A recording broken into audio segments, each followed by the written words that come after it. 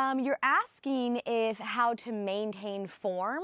So you guys have heard me talk a lot about the stack, like finding neutral, ribs back over hips. So that's the start, right? You want to find your neutral and make sure you're not stuck in an anterior posterior tilt, but in order to maintain it, there are a couple factors. One, bench height, hip mobility, core control, load of your dumbbells, and then also just the direction of your movement. So let's just talk about this for a second. Once you have your stack, you exhale and draw the core in nice and tight. Then, when I'm coming down for my Bulgarian split squat, I like, even if I'm too close, too far from the bench, I like to hook that ankle so that it pulls me back towards the bench. Does that make sense?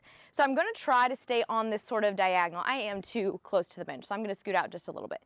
So I like to hook that ankle, so I'm staying on this diagonal. If you notice, I'm not lifting my chest up. I'm not thinking about my chest rising. I'm thinking about pulling myself down, bending both knees, pressing back up.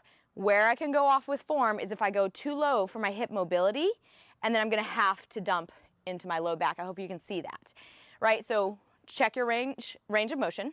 So try to pay attention to when your hips want to shift.